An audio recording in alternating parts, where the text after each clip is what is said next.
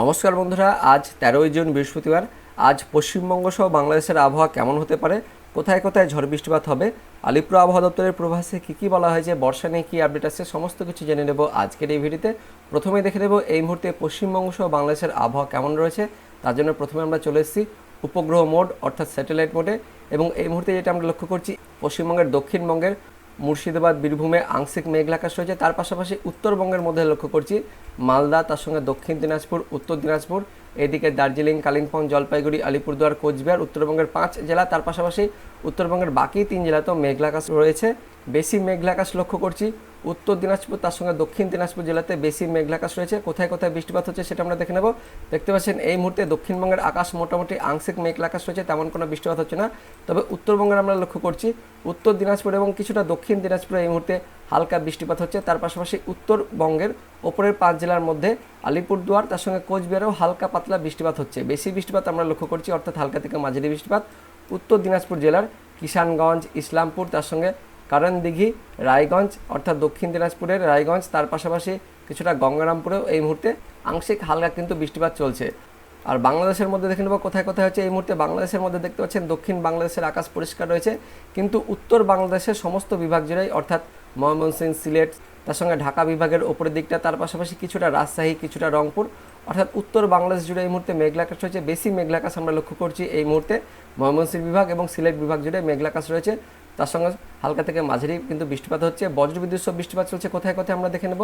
সিলেট বিভাগের মধ্যে বিশ্বরমপুর, ছাটকবাজার, ফেনারবাগ, জগন্নাথপুর, সিলেট, তার সঙ্গে বেনিয়াচঞ্জ, এদিকে ইটনাক, কেন্দুয়া, কিশোরগঞ্জ, ত্রিশাল, ময়মনসিংহ, ফুলপুর, নেত্রকোনা, তার সঙ্গে নলিতাবাড়ি, জামালপুর, শীর্ষাবাড়ি, জলছাত্র, অর্থাৎ ময়মনসিংহ বিভাগ জুড়ে এবং সিলেট বিভাগ জুড়েই বেশ হালকা থেকে মাঝারি বৃষ্টিপাত হচ্ছে বজ্রবিদ্যুৎ সহ। তার পাশাপাশি অন্যান্য বিভাগের জেলাগুলিতেও আংশিক হালকা মেঘলা আকাশ কিন্তু রয়েছে, অর্থাৎ কিছুটা রাজশাহী বিভাগ, কিছুটা ঢাকা বিভাগ, তার পাশাপাশি কিছুটা চট্টগ্রাম বিভাগের ওপরের দিকটা, অর্থাৎ উত্তর বাংলাদেশ জুড়ে এই মুহূর্তে হালকা থেকে মাঝারি বৃষ্টিপাত, বজ্রবিদ্যুৎ সহ বৃষ্টিপাত চলছে। এবার আমরা দেখে নেব আজ বিকেলের দিকে আমাদের পশ্চিমবঙ্গ সহ বাংলাদেশের কোথায় কোথায় ঝড় বৃষ্টিপাত হতে পারে।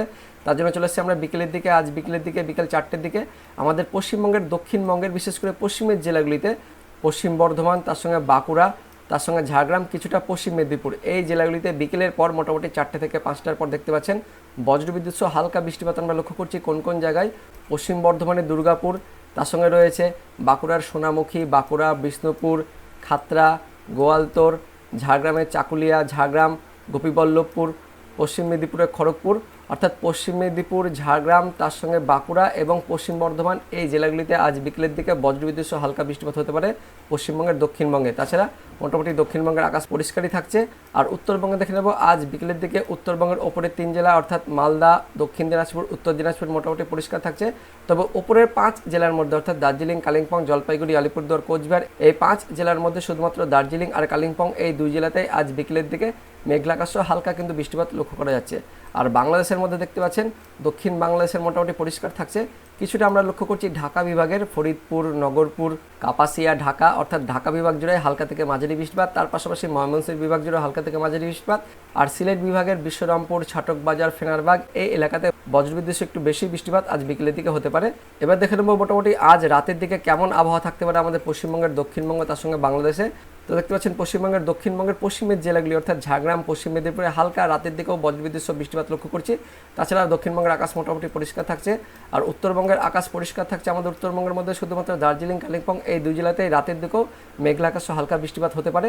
আর বাংলাদেশের মধ্যে দক্ষিণ বাংলাদেশের ঢাকা বিভাগের ফরিদপুর, তার সঙ্গে মুকসুদপুর এই এলাকাতে হালকা বজ্রবিদ্যুৎ সহ বৃষ্টিপাত, তার পাশাপাশি ঢাকা বিভাগের কাপাসিয়া, কিশোরগঞ্জ, তার সঙ্গে নার্সিংদী, এদিকে কাতিয়াদি এই এলাকাতেও বজ্রবিদ্যুৎ সহ হালকা বৃষ্টিপাত রাতের দিকে হতে পারে।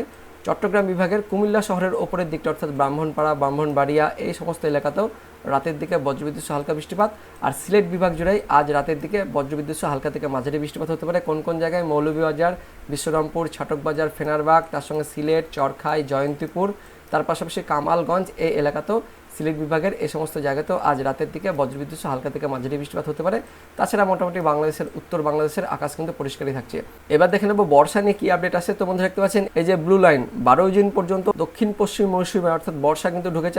দক্ষিণ ভারতের মধ্যে বেশিরভাগ এলাকায় দক্ষিণ পশ্চিম মৌসুমে অর্থাৎ বর্ষা ঢুকে গেছে, কিন্তু উত্তর পূর্ব ভারতের মধ্যে 31 মে পর্যন্ত দক্ষিণ পশ্চিম মৌসুমে অর্থাৎ বর্ষা যতটা পর্যন্ত এসেছিল ততটাই পর্যন্ত রয়েছে, 12 তারিখ পর্যন্ত ততটাই পর্যন্ত রয়েছে, এখনও পর্যন্ত সেখান থেকে একটুকু পর্যন্ত এগায়নি। তো যেটা আপডেট আছে মোটামুটি 15 তারিখের মধ্যে অর্থাৎ শনিবারের মধ্যেই আমাদের পশ্চিমবঙ্গের দক্ষিণবঙ্গের জেলাগুলিতে এই দক্ষিণ পশ্চিম মৌসুমে অর্থাৎ বর্ষা কিন্তু ঢুকে যাবে।